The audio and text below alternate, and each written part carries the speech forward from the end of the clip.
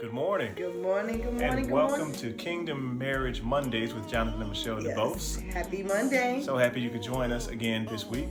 And before we get started, just wanted to throw out there that this week we will be adding Wednesdays, 1 Minute Wisdom Yes. with Michelle DuBose. So, Yes, super excited yeah, about that. So just want to throw that just out some there. foods to thought. Food for thought. thought. That's Yes. it, food for thought. All right. So, yeah, so if you have time, take a minute and check that out when you get the opportunity to do. Today, we are going to be discussing finances. Yes, and the Yes. division thereof. Yes. So, with that discussion, we're going to be looking at Proverbs 21 and 5. So, in going over this is the in-depth script. I'm sorry. Did you? It's up to you. We like two versions of them. Yes. So we got two versions of them for you. So we're going to share that with you. And one of the things, I love the CSB version of it because it kind of speaks to me. For years, I was a King James person and New King James. Then I went into NIV, but the Christian Standard Version has really been speaking to me lately.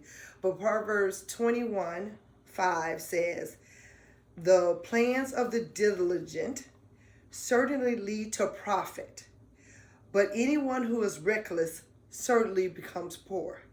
And sometimes we can think about that in just finance, but we're talking about provision. Provision is not just finance. Provision could be just peace, provision for peace, provision in your marriage for happiness and joy. And then also we love it in the Message version. You know, you got to always kind of look at it in the Message version because I think that Message version is the one that really kind of speaks to us. I don't know because I got a hard head, so the Message version always just kind of speaks. So the Message version of Proverbs 21:5, it says, "Careful planning puts you ahead in the long run. Hurry and scurrying put you further behind." We've been talking about setting goals in your marriage in the year 2026. Yeah. So now we're coming to talking about, are you setting goal for provision? And we're going to take it from the finance side of it. Yes.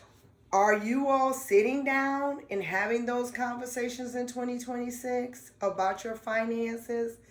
And so as John and I were talking about that, because we understand some of those conversations could be really difficult because we have a mindset of His money versus her money.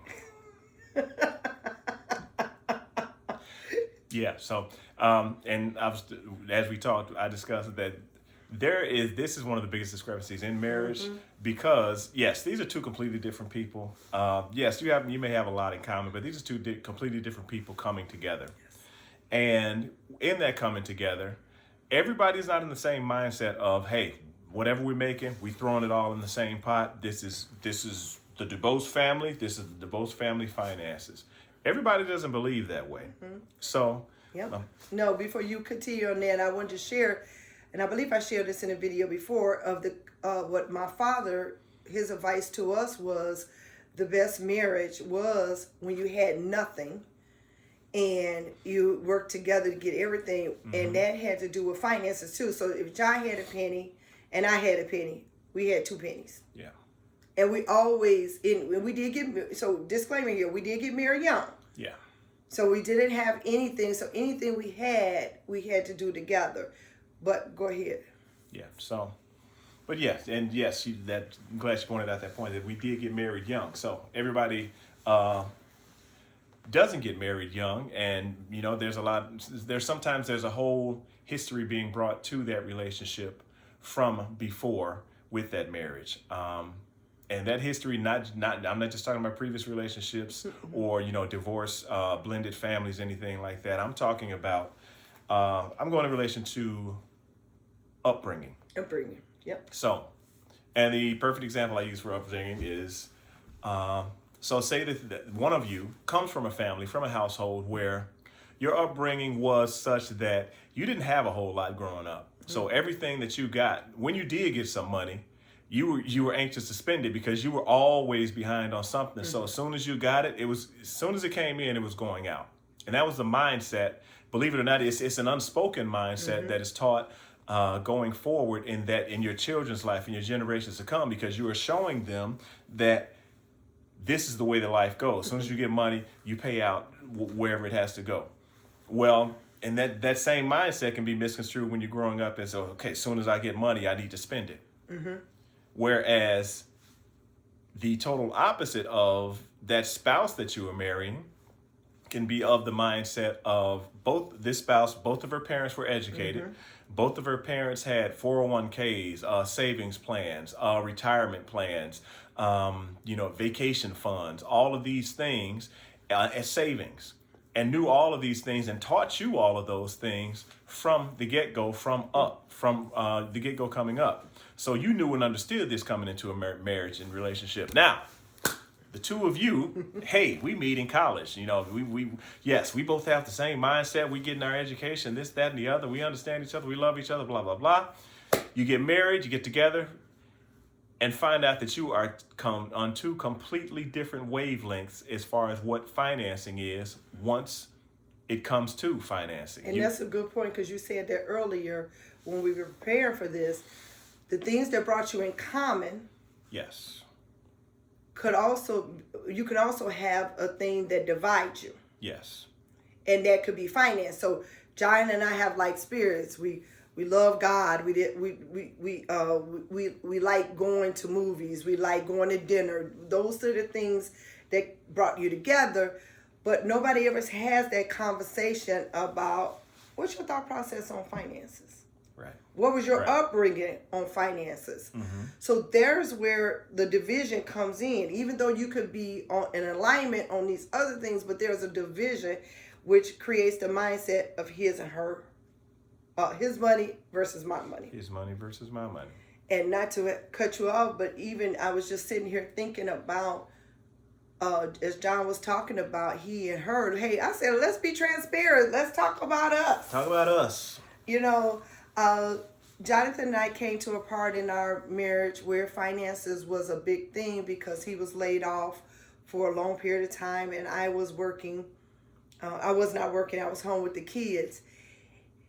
And again, we've been in alignment for everything else. And all of a sudden, it seemed like there was a little division going on. And I'm having faith for, we're going to get through this. We're going to get through this. But John's mindset was different and I couldn't understand it. Because Jonathan grew up in a family of 8, mom, dad, 6 children. And he went without. Yeah. Many nights we went without. Without. Whereas Michelle grew up with a mom and dad, three girls. And if my parents were struggling, we didn't know. Because we always had a meal on the table. Yeah. We always had the electric on. Water was always on. So I didn't understand, where was he coming from, especially being a man of God. I'm like, what's going on with it? And then that's when he said, he confessed to me. He said, I took you from your father who provided for you. For you. And now I can't provide for you. There was a division in our finances, and we had to have the conversation. And so what we're saying is that's why we want to bring these conversations to you guys to say, are you talking about his money versus her money? Because ultimately we want to get to a goal where his money plus her money equals God's money. That's right.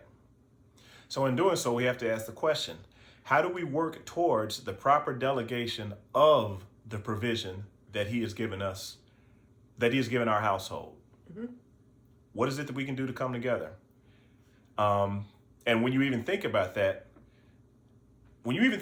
so going back to the differences between the mindsets and understanding, are you wary about what it is to even have that conversation with your spouse? Do you have are you married to someone who you're wary about? I can't even do a joint bank account with him because his spending, he buys so many Nikes a month, or he spends this much on game systems and this, that, and the other, that I can't trust in him to put that money correctly to the finances, or vice versa. she has such a shopping addiction that I can't have her taking our household money and putting it to purses, to shoes, to Stop talking about nail and hair, We're talking about budgeting. Yeah. So are you wary about getting together with your finances on that, or are you weary of what you've already seen from a perspective of trying to do your finances together, where you've seen this already, you know it, you know good and what, no, we can't do it. And you've already put it in and set it in your mindset, only God can fix this, or even God can't fix this. Yeah. We have to deal with those mindsets up front. So, and you're right, we have to deal with it, because that is a form of division in your relationship. Yes. Like I said, we said you could be prospering in some other areas, but if you are divided in your finances, and again, disclaimer, we've always had one bank account because that's all we had. We do understand that some people didn't get married as young as us. Right. They're coming together older. So you've already got your bank account, you got your house, you got your home, you got this, or child support. Child support. You got back child support. Yeah. Yeah. You got credit card debt. You have loan debt, student loan debts. Yeah. We do understand that, but here's what we're going to challenge you. Why we're going to challenge you to have the conversation is, when you made this covenant relationship of marriage, of coming and becoming one, that is now your child support. Or it's both of y'all child support. Yeah. It's both of y'all student loans, and it's both of y'all credit card debt. Yeah. That's why you have to have the conversation, to sit down and put it on paper and say, what are we going to do together to conquer our finances? And John and I already talked about, we feel like this topic is going to go on for a couple of weeks, because we don't want to leave you without a plan. Yeah. So we're going to share a plan and some things that Jonathan and I have sat down and done and talked about, but we wanted to put that out to you to start having a conversation this week to say, are we talking about our finances? Are we coming together? Are we dividing in this? You pay the mortgage, I'll pay this. And again, another disclaimer I'll put out there. Nobody's saying you shouldn't have your own little slush fund. Right. Because Jonathan and I have our own little slush fund, because it's helpful to have a slush fund if you want to buy something for your mate. They won't, because I'm nosy. Yeah, you can't surprise an accountant, with a brand new purse that you budgeted out and everything when she's in that budget every single day of the week. Bank statement. What's it? Oh, I just got an alert. what this is. So yes. So we are encourage you to have your own slush funds that you guys, again, but you sit down and you come into an agreement what the slush funds would be. Right. So there's an account I have, Jonathan have, but everything goes in the house. Your slush fund can't be 30% of your household finances. Come on. We be serious. Yeah. Yes. So so what we want to do is kind of walk you all through some different things to help in terms of planning for your provision in 2026. Yeah. It could be some things you're already doing, but we just wanted to bring those out, because you have to look at short term, long term. I mean, even vacations. Short term, where we going on vacation? How we paying for that? Yeah. Long term is, how are we retiring? Yeah. Are we preparing for retirement, or are we just gonna get there and do what we gotta do? Yeah. So more to come on this topic, but we definitely wanted to bring the topic before you, that we're going to spend some time about provision and finances, but the ultimate goal is to get you to where your provision is coming from the Lord and your trust is in the Lord with your finances. Absolutely. And we're going to go over further things like establishing a budget, being transparent with one another about your finances, and other streams of income. Do we even consider, because it's her business, do we even consider that in the household funds? Because it's your business, do you consider that in the household? Those are things we just need to talk about, discuss, and go into further. So this is going to be a continued conversation on finances. Today is day number 1. So thank you for your time. Yes. You all have a blessed week. Have a good week, And guys. we will see you on Wednesday's 1 Minute Wisdom. All right. Be Have a blessed. good one.